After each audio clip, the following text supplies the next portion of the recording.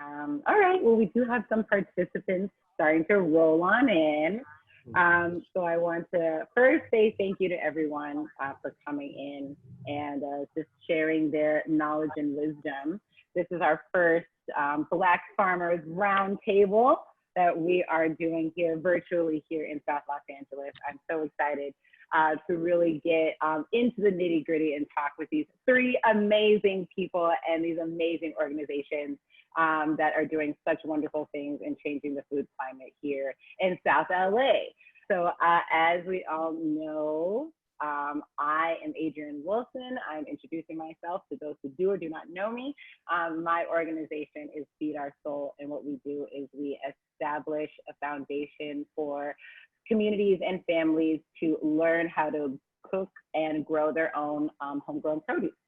So that is what we do, and then I'm going to pass it on down to Jamiah, and he can introduce himself. Hi everyone, my name is Jamiah Hargins. I'll be brief. I founded Crop Swap LA. It began just as gardeners getting together in their backyards about 2 years ago, but now we have the goal of taking over unused space and creating highly productive vegetable gardens, creating green jobs, and recycling water in ways that the city, in fact, the world has never seen before. So we're really excited to do what we can. We've opened the West Adams Farmers Market. We've gotten some recognition from the city council, and I've joined the mayor's new Green Deal neighborhood council toolkit team so that we can advise on things related to green and food. So nice to meet you. I'd love to answer any questions, and thank you all. Nice, nice, yes. Next, let's have Siri go ahead and introduce yourself, ma'am. All right, my name is Siri Laurice. I'm a singer and a musician, registered yoga teacher, and urban farmer for Creative Arts Farm. Our mission is sowing seeds of wellness through music, agriculture, and yoga as the foundations that we believe music, food, and movement connect all communities worldwide. And so our goal is to share that wellness with others, teach others how to grow more and buy less of their produce, how to include movement and all 8 limbs of the yoga path and community wellness all together. I sat in meditation for a grip, trying to figure out how I can best offer wellness to my community. And on the other side of that, Creative Arts Farm was born. And so now we are seeking about a half-acre land here in Los Angeles to extend our growing from our front yard grow space to provide more to everybody. Yes. I love that. We're going to talk about land a little bit later, but yes, that's awesome. All right, Emmanuel, take it away. My name is Emmanuel Thomas. I'm one half of Armada Unified. And along with my beautiful colleagues, we are focusing our efforts right now in the food relief sector. And our mission is to train aspiring social justice activists, because education is key, and it's not just social justice, because food justice is social justice. So educating the young minds of the future is our goal, and we are, along with, again, my colleagues, doing amazing things under the radar. A number of great things in place right now, a few projects that we are going to announce fairly soon with LAUSD, getting into who else, but just trying to do great, meaningful works, and just blessed to be part of the panel. Amazing, amazing. Well, thank you guys so much. And here's everyone's contact information here, and it will show up again if anyone has any questions. But I wanted to really jump in here and get started with, the first question, right? This is about Black farmers. This is about community. It's about coming together, but it's also essentially about urban agriculture, right? And how we can really take back our land, take back our job force, take back our food environment in such a positive way. And so you guys are such doing amazing things with your organization. So I wanted to start with Jamiah to say, how did you start, Crop Swap LA, and why did you want to make that decision to start growing your own food? Sure. Well, this piggybacks on the issue of land. It comes from my personal belief that most of our current capitalist system is based upon a land grab, and that most of what has happened in terms of economic transition can be explained in terms of land transitioning ownership as well. So if that is the case, and we find ourselves in a dense urban environment, how can I create value where there doesn't exist value already? That's kind of where this began. I saw around LA that, you know, there existed organizations doing gleaning, foraging, and other food initiatives. But I'd also just had some experiences in community gardens myself and realized that there's much more that can be done. Anybody that's grown a plant, by the way, that plant is capable of producing 1,000 other plants just like it within one season.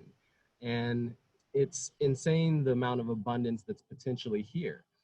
That abundance can be demonstrated in my crop swap that we started in my backyard. You know, people with their extras from their gardens brought them here, and we took pictures, smiled, made friends, and all of these things. But then got to thinking, what if we grew more food? You know, what if we created an infrastructure of food cells and systems that is based upon giving, based upon the extras being part of the system. It's based upon what we're calling nutrient transfer, where it's local, where it's grown locally and transferred into the bodies of the people that are locally there. You know, what if we created a sales infrastructure that isn't based on large supermarkets and, you know, special interests that influence politics and business, but could instead be based upon individuals and their own contributions, their own history, what they choose to grow in their backyard, and then what they choose to sell through the crop swap app and other channels. So, you know, there are many ways that we can improve our infrastructure, our health, and our community. And that's kind of how this got started. Nice, nice. I love that. I love the idea you said of equity. Let's see. Let's go to Siri. How did you start growing, and from the backyard, you know, to the front yard, to you know, how did you get to sharing? Yeah, I started growing as a means of self-care and sustainability. I've spent my career as a musician, and anytime I came off the road, housing, accessible food, and wellness were always very difficult in the interim. And so I really started thinking about how I could really break down to the basic of every human need and how I could best apply that to my life. And then as it ended up being wanting to share that with my community as well. I started growing in containers on my balcony. I was living in downtown Long Beach, was the first time I started growing in LA. I'd previously lived in the Midwest and grew in my backyard, but it's very different climate here. I can grow year round, almost everything here in the Midwest. The growing season is this big. So I realized quickly that I could supply so much for my family by growing our own food, even in a tiny space. And so when we moved and then had a yard, we, even now we have container gardens, we have raised beds, we have pots, we have trellises, we have microgreen trays, we grow in the ground. And so really it was just a process of breaking down the system and figuring out how I can do it myself instead of sourcing everything from others. Absolutely. Internal, I like to call it a food independence. Yeah. For sure, for sure. Okay, Emmanuel, why did you begin growing? I know you're a little bit earlier in your experience, but like, why did you make that choice? Yeah, I am early, but it's been the most rewarding experience thus far in my personal and professional life. Recent transplant here, for you guys who don't know, I got here in February, and my background has been in HR professional, so employee relations, employment law, et cetera, and I stepped out of the corporate space to focus really on coaching, mentoring, speaking. I had a great opportunity to speak in Silicon Valley for TEDx, and really wanting to be for others what I needed when I was a child, when I was an early adult. And coming out here to LA, there were a number of things in the pipeline in terms of engagements, opportunities, but obviously COVID turned everything upside down. And that was a beautiful blessing in disguise, because my partner, she's an agricultural educator, a garden educator. She actually teaches, she oversees the smart gardening program for LA County. So learning so much from her and it being so seamless, because I'm already a lover of life, I appreciate it more so with farming, gardening mandates. It mandates you to slow down because life is so demanding. We're here, we're there, we're doing this, we're doing that. but it's not only mandating you to slow down, but it's therapeutic in a sense. And it really is as if you're talking to a counselor, because Mother Earth is such a giver, and being receptive to whatever she says, whatever she do. It's euphoria in so many ways. And actually, I went in just volunteering. We have some pieces of land out there in Vanguard Community Garden in Willowbrook. We have another garden out in Ocean View in Mar Vista. And again, it was just an honor to step into this space, because not only am I learning, but I don't have any bad habits to break. And we married our backgrounds because it made so much sense. Again, she's a garden educator, I'm a mentor, speaker, etc. So now, not only can we contribute to what is needed in terms of really bringing attention to food apartheid communities, really breaking down this equation of food insecurity. Why is it the way it is? How can we bring resolve?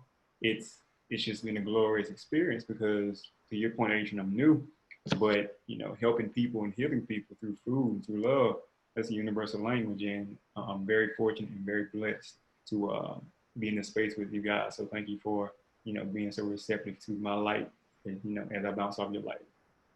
Of course. We all got to stick together during all of this, especially, I know that COVID is happening now, but, food insecurity was always a problem, especially in Black and Brown communities. And now, since this pandemic, it has quadrupled, the impact that it has on. So I wanted to really talk about, when we discuss food insecurity, because our history as Black Americans is agriculture. It's truly like farming. We used to till this land. We used to feed not only ourselves, but others in the entire nation, right? But then somehow throughout history, we've lost our control, right? We've lost our control over our land. We've lost control over the food that we eat. And then, then comes the food deserts and food swamps and food insecurity. But really it's about access, right? It's about how can we access and give that access not only to other people, but to ourselves and to our families. So I'm just curious, just like from a historical standpoint and thought, like, how do you think we got here, in this space? Siri, let's start with you. I really think accessibility, coveting of information, I think is a big challenge when it comes to land and social justice. So coveting of information, coveting land, coveting knowledge, and taking what's not someone else's often results in Black, Indigenous, people of color communities in lack. And so I think the more that we're able to connect with one another in forums like this and share what we know and share what's accessible to us, the more we'll be able to rebuild the things that have been taken away from our community for the past several hundred years. Mm-hmm. Absolutely. Let's see, Emmanuel, do you want to go and share?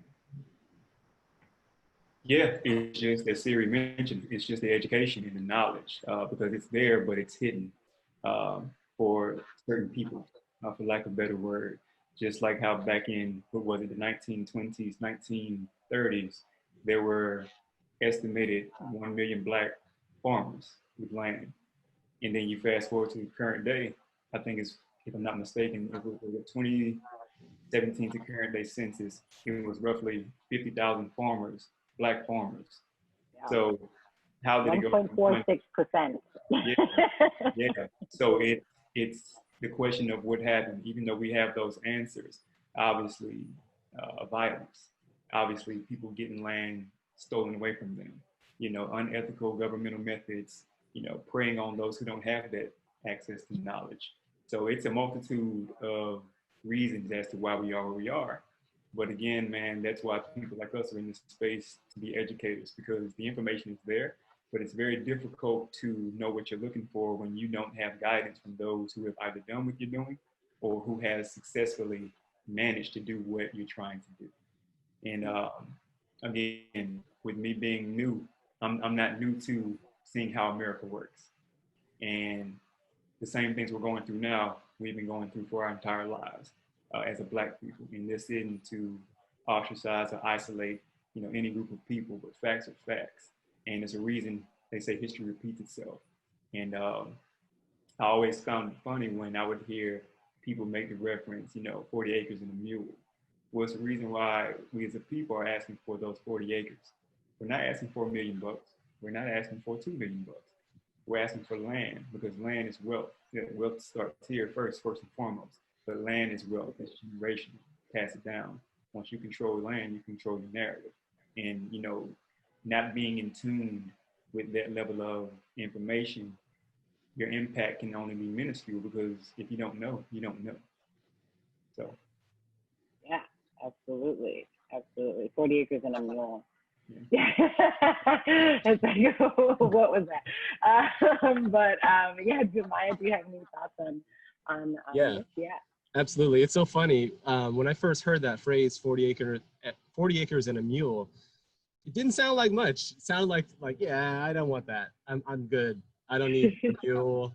But now I know. I do want a mule though, you guys. I do want some animals. I'm not gonna lie. Yeah, I got all kinds of ideas for that mule. Well, this isn't, unfortunately, the only place we're having this conversation as Black folks related to land and agriculture and power.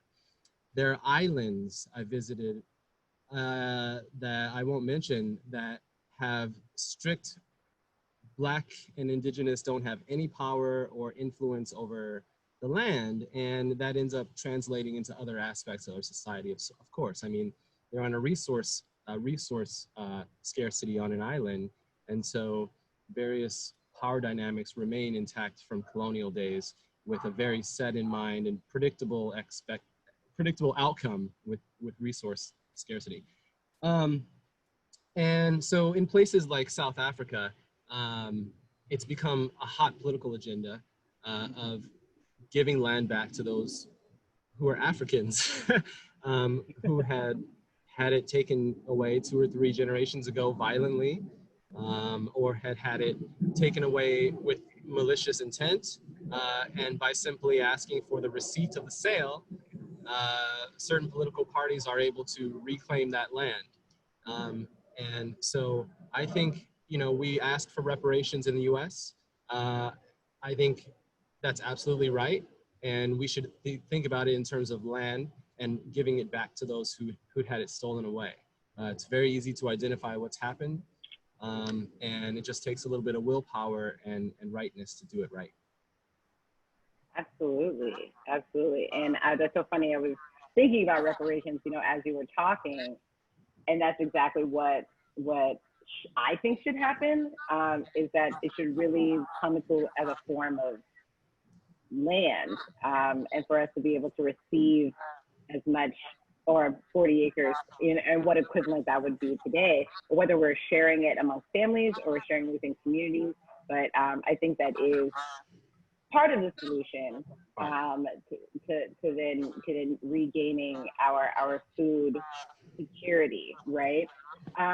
So then just harping off on that, just about acquiring land. I know all of you, you have land that you do grow on, whether it is yours or whether you purchase it or buy it. So I want to know just like some challenges that has come up, with that acquisition, because there's so many people that want to start community gardens, they want to start farming, they want to start it, but they don't know where to start, or they don't know how to start in their house, or where to go. So like, right, exactly. And there's so many ways that you can do it, right? So I wanted to really talk about, about how that really got started, and also, the way that you did it so beautifully, Jamiah, with Crop Swap LA. It's just like, hey, I have an abundance. How can I share this with others? How can we create this kind of community aspect of it? So how did you get started with your land, Jamiah? So the first thing I'll suggest people do is maximize your existing space first. You can't do much with a large space if you can't do much with a small space. Just, accept what you have and view it as beautiful, view it as endless, limitless possibilities of growing food. You're in the company of people who know how to do vertical growing. We know how to grow food on concrete.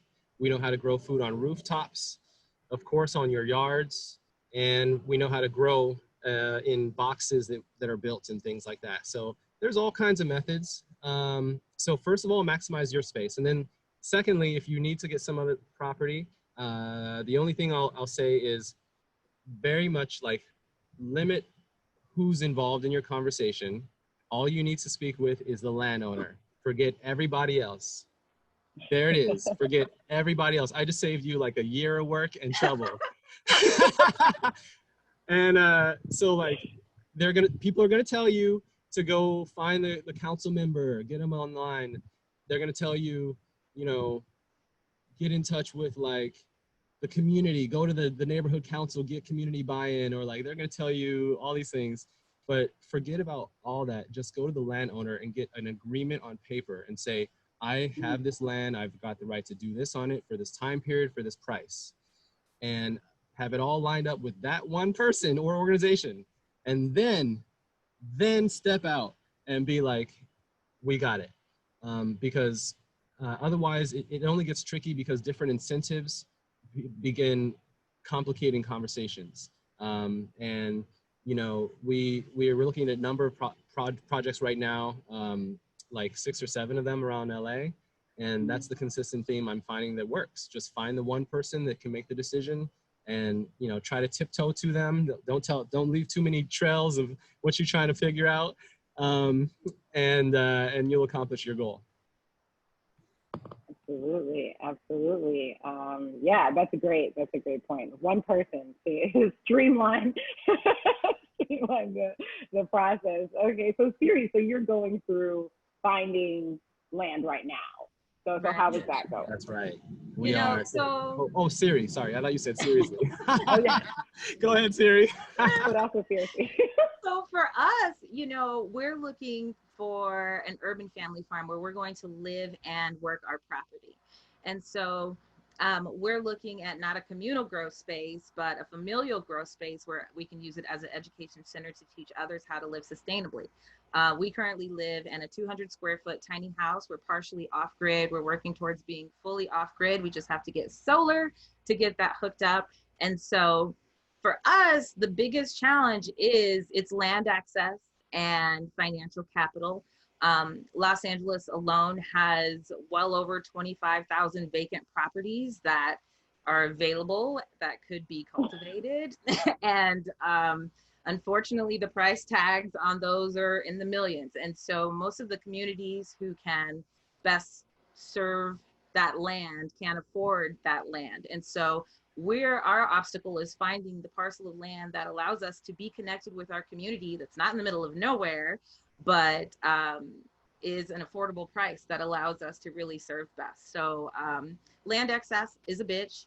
Financial capital is bullshit. And we're doing our best to figure out the ways around those things to serve in the best way we can.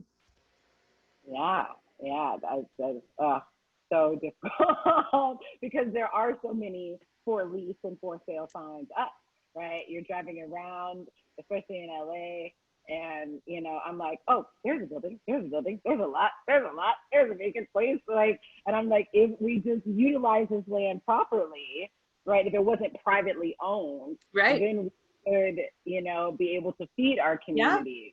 Yeah. LA only owns about 10% of those vacant parcels. So all of those other chunks are privately owned people who might not even have them listed. They're just sitting there collecting dust. Collecting dust, collecting weeds. And I'm just like, you know how many tomatoes I can put right here? Oh man, it's crazy. It's crazy. Emmanuel, so how did you and Aaron start Armada Unified? Yeah, so we pulled Armada out of COVID. Again, with Aaron already being a garden educator, we were doing the work and it just made sense to formalize it because, you know, people just want to be seen, people want to be done right by, and we were able, more so blessed, to do small distributions to like SJLI, Health Equity. We were able to add to this beautiful thing that you're doing for the community with your food giveaways. You know, we had an opportunity to partner with Alma Backyard Farm. So on those three occasions, just those three occasions, we saw fit to just really make it, again, formal, because we're not a food forward. We're not handling scale or volume in that capacity. But what we do focus on is education, because just like Jamiah said, just like Siri said, it's all about information. And information, we believe this is one of our mantras. It means nothing if it has no utility. So I'm 34 years of age. You guys are whatever you are. That means we're a summation of all these years. So the goal is to give what we've learned throughout these years to people who need it, even if we don't know they need it, because people are always reaching.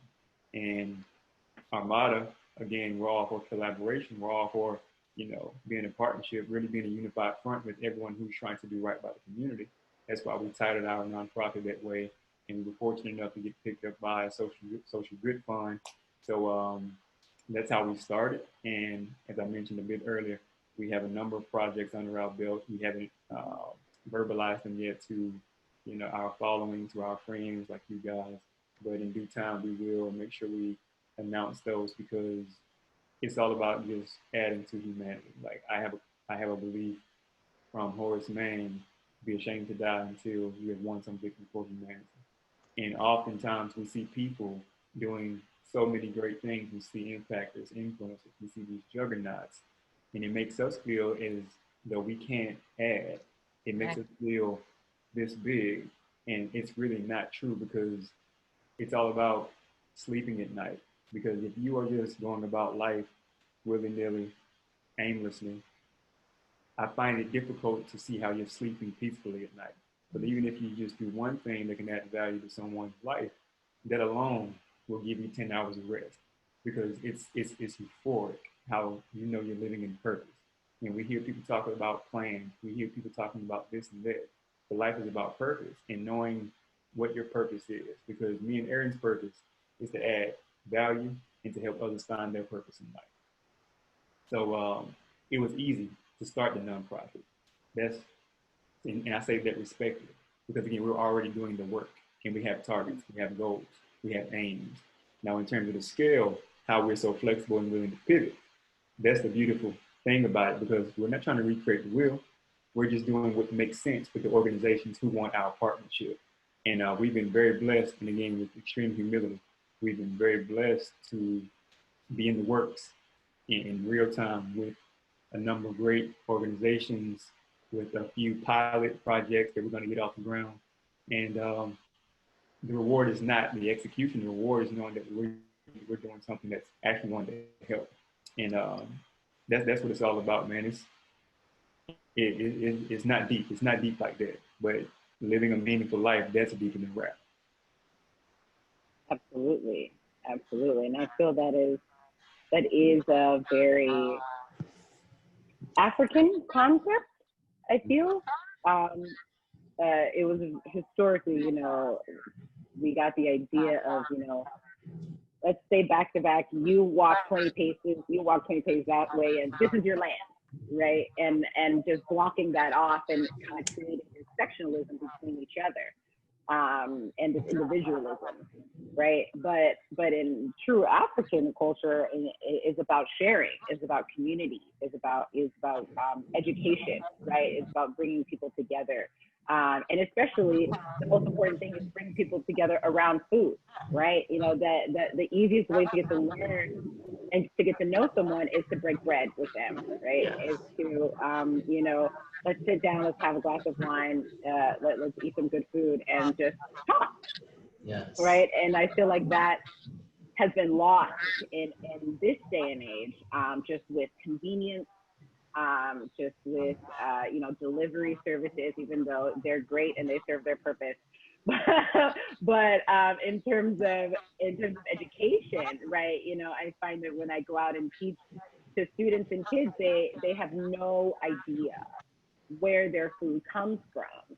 And this next generation just is growing up in plastic boxes. And we were the first ones as millennials. We were the first ones to really be the first McDonald's, fast food generation.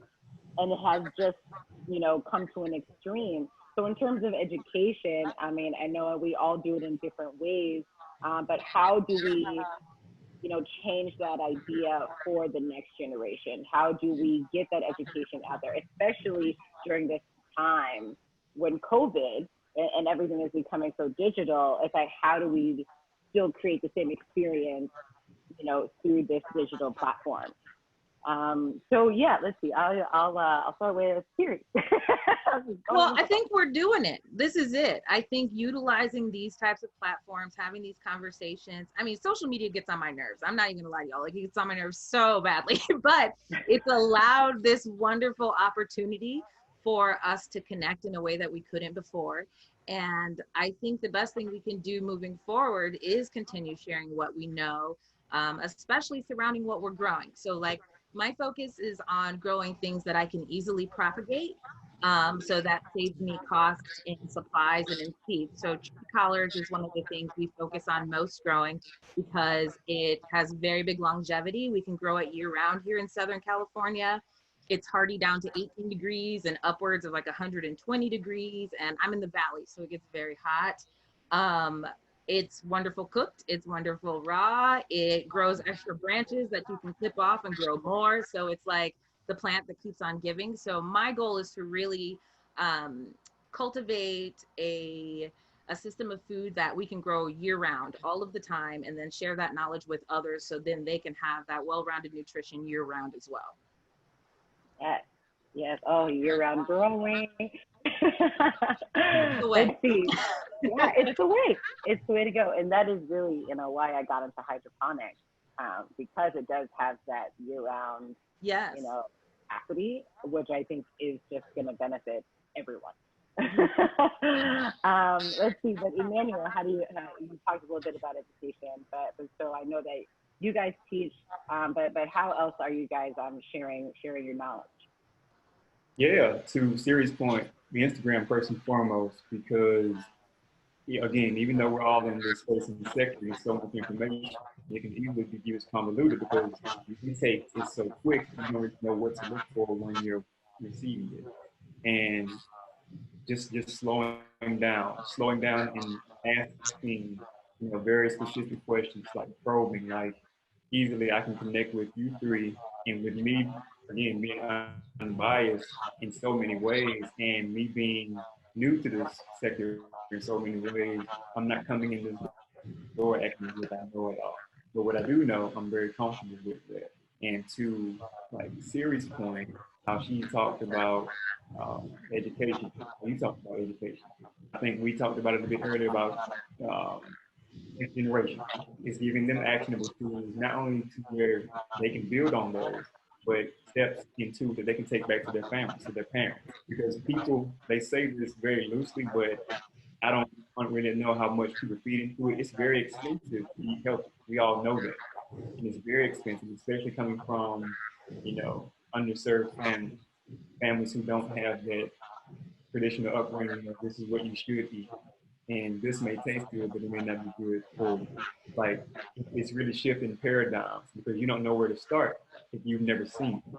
And again, that's the most difficult part. So you can have all the information in the world, but if you don't know how to use it, it means nothing. So learning from educators like yourselves, that's what's also helping me. Learning from Aaron, that's what's helped me so much because I'm fairly fit. I've never, been a bad eater.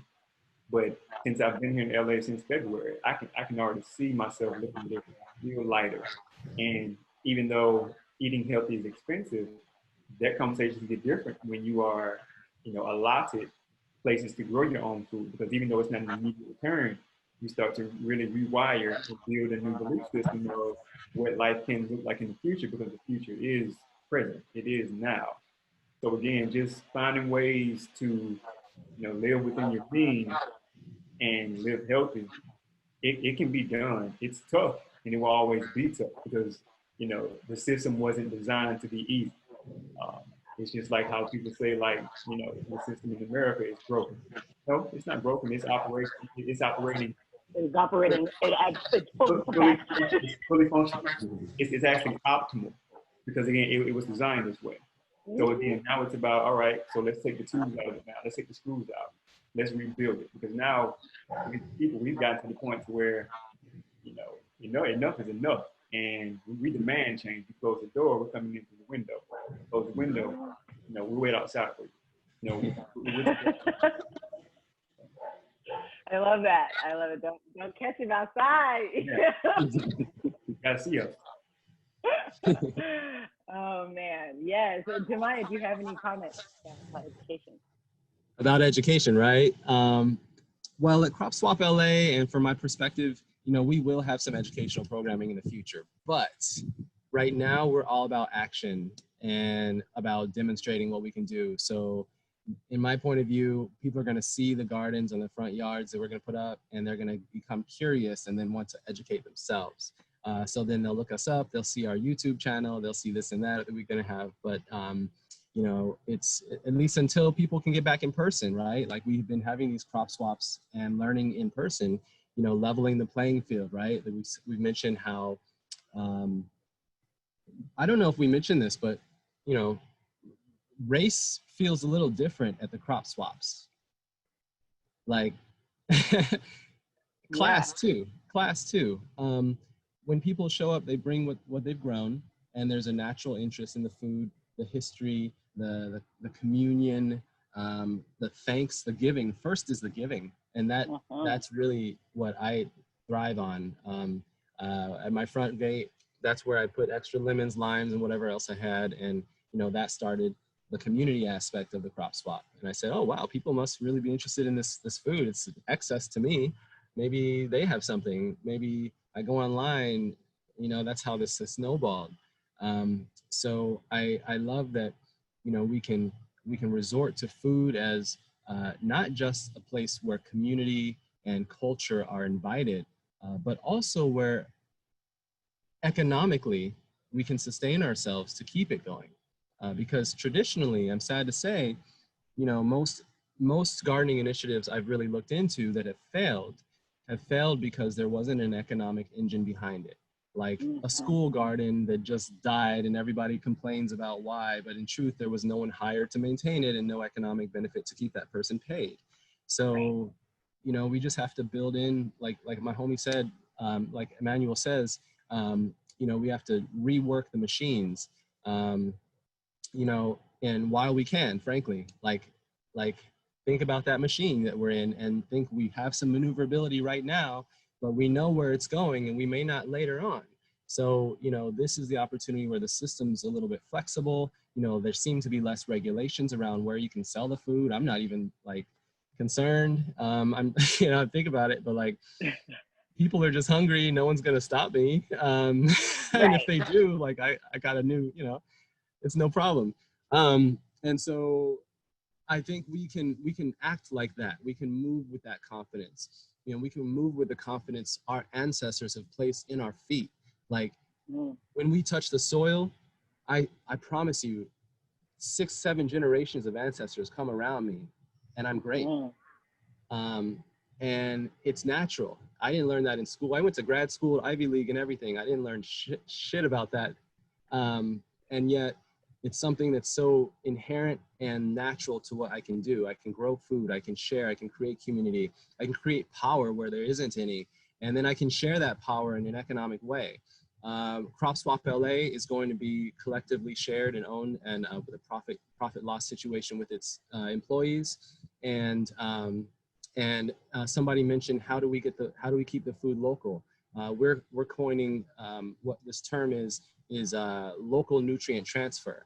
I mentioned earlier the idea that if the food is grown in a certain zip code, I'd like to restrict or rather promote sales and target sales to be certain zip codes to make sure that the nutrients are actually getting the bodies of our people. Because I don't know about anybody else, but yeah, we have data to show that the food problem's gotten worse over years. But anecdotally, I've noticed people getting skinnier over the years. I've noticed just healthy, like how often do you see a real strong, buff, young black man like strutting down the street? It's not often. They're usually a little slumped over, a little over skinny. Their pants are hanging down because not because it's a style, but because honestly, you can't find pants that fit your body anymore. So, you know, there are a lot of empathetic ways we need to approach our communities and say, like, we see what you're going through. There are effects that are greater than you. Some of us are aware of it. Not all of us have to be aware of it, but we all have to fix it. Like, I don't have time to tell everybody what's going on. but I do have enough time to fix some of it. Yeah.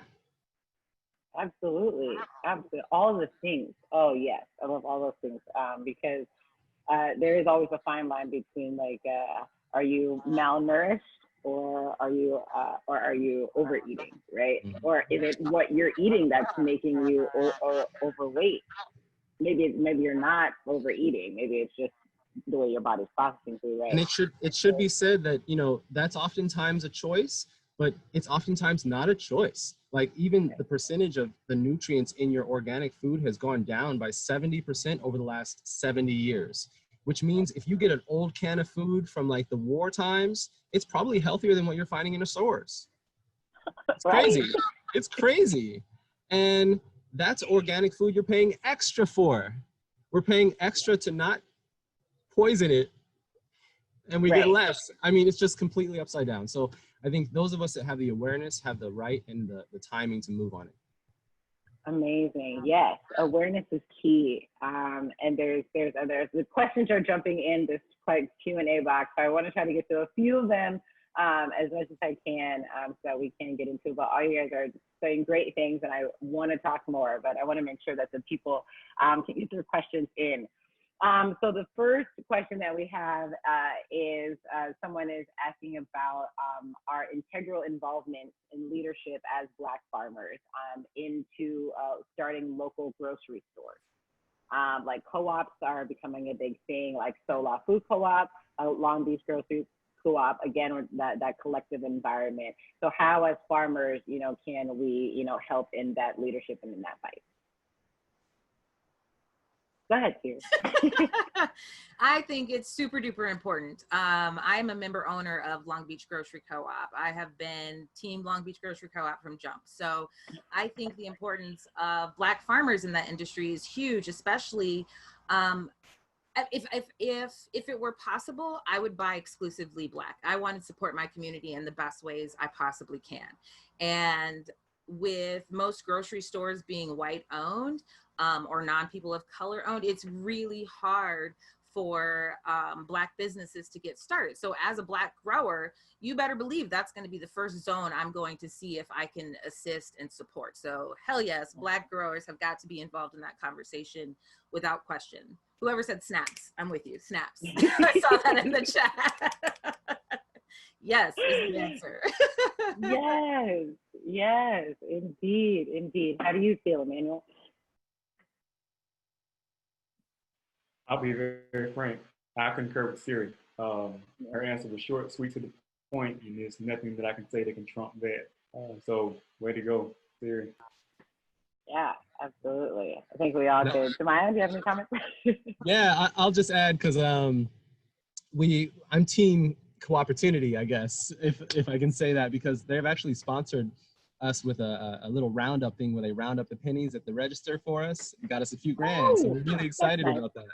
Yeah, thank them. But you know, just about the idea about getting Black farmers into those stores, we were approached by many grocery stores, probably 4, and there was one that nobody knows, and I mentioned that I'd like to see our stuff on the shelves. They seemed super ambivalent about it, and so I was super ambivalent about their money. Honestly, I don't know how much they were planning to give us, but I could do without it, knowing that our missions weren't aligned. And it's easy to make that decision when you are in charge of your enterprise. So that's kind of another tip to folks. Stay 100% owner of your enterprise. Don't worry about sharing that with anyone. If anyone wants to be part of your business, open a subsidiary together if you need to and do that business, but keep your thing you, because then you can make those unilateral decisions based on your values. So, yeah. You know, I totally agree. Definitely keep 100% of your business. If you're looking to start a business, you're looking to start an agricultural business or any business, you know, I think ownership is a key thing that in Black communities we don't have the awareness or just the importance about what ownership really can do, which is kind of how we've gotten to the situation now, because they are taking land and thinking that we can't own it. But we actually can own it just by waving a piece of paper in our face, which also goes back to education and just reading. Just like reading on the bottom line.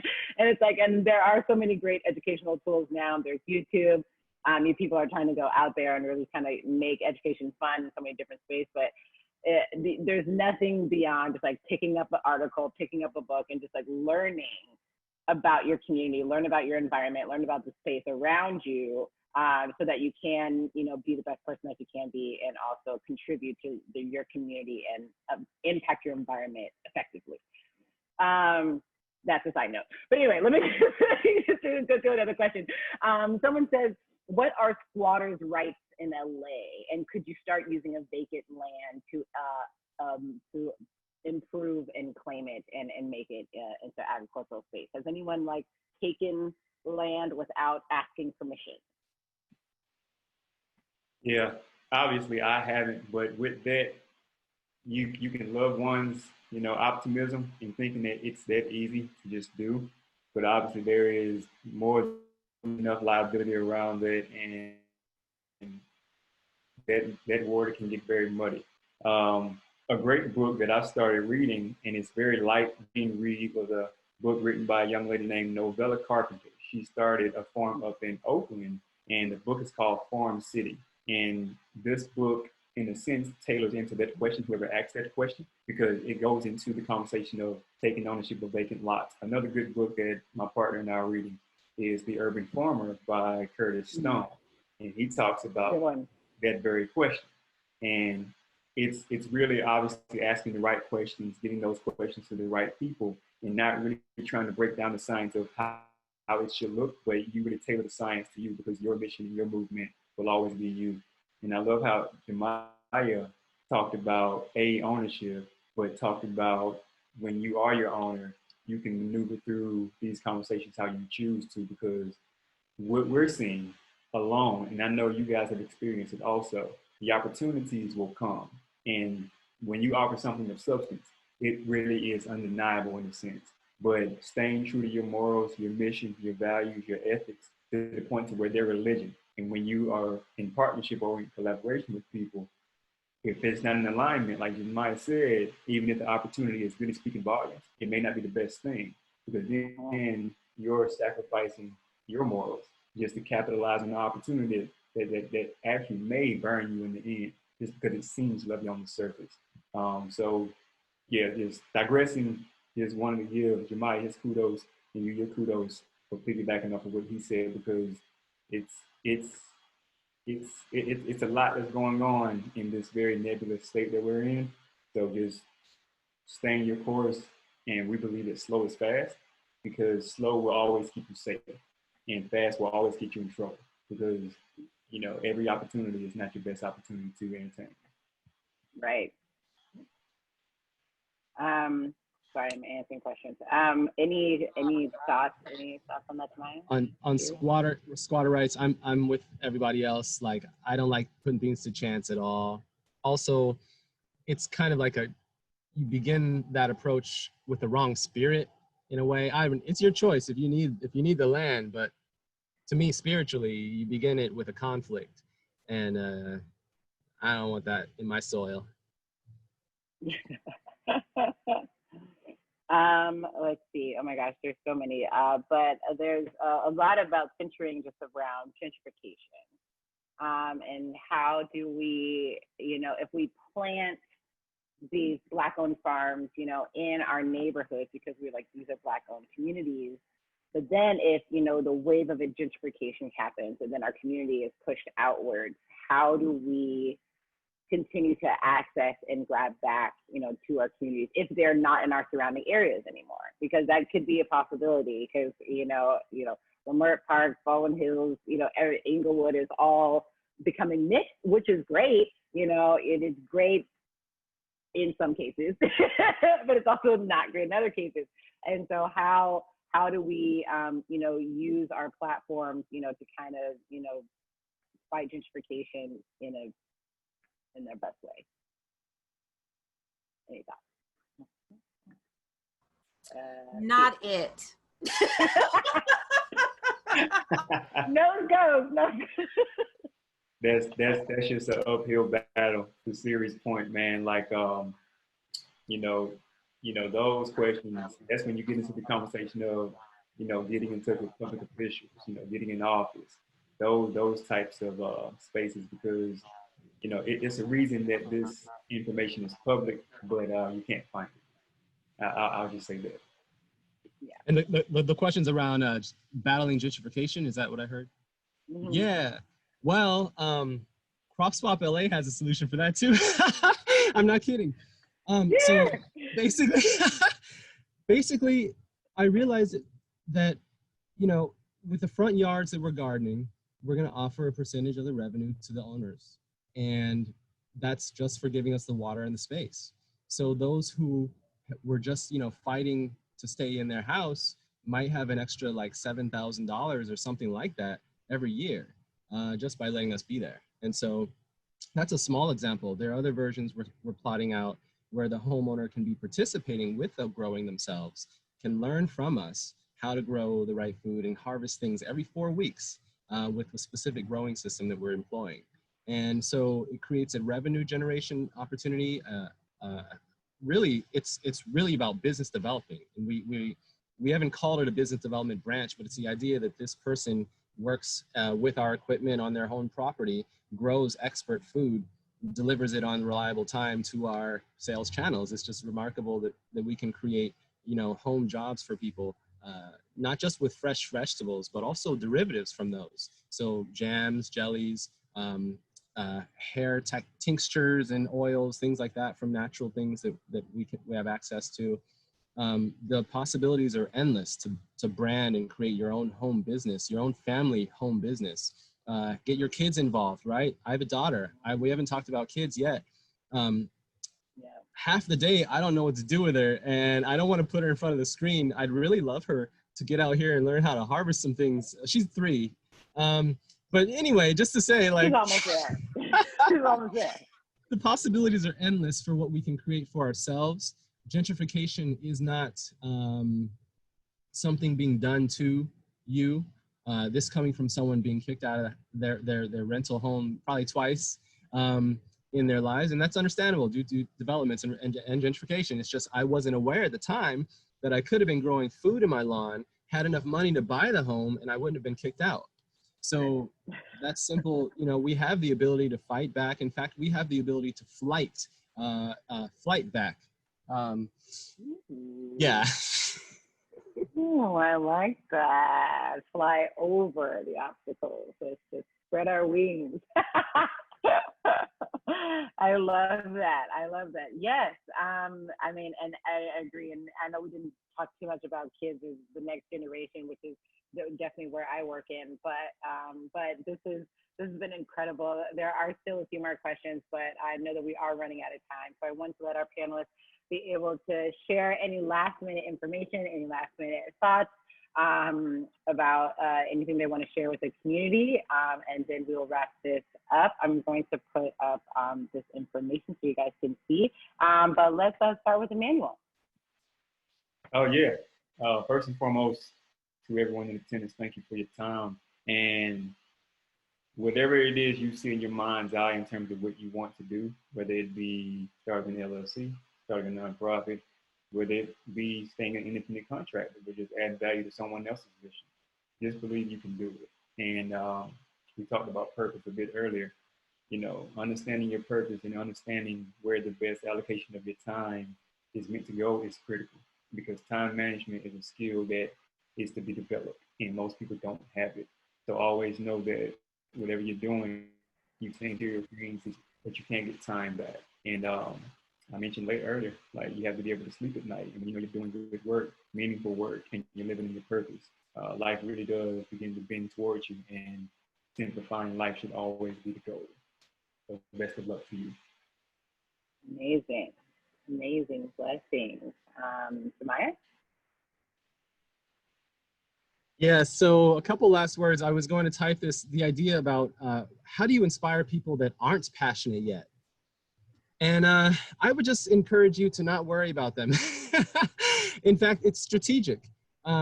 think about the darkness. And if you were to turn on a light, they're going to come to you. So just start what you're doing. They're going to come to you. And in fact, you don't need them to do what you need to do. In fact, you don't need them to be passionate in order for us to make progress. You just need them to see you making progress. There's something that they say in the Tao that in the Taoist philosophy that if you do the work in the background, then people will see it. And that's really what needs to happen with each of these movements, each of these initiatives.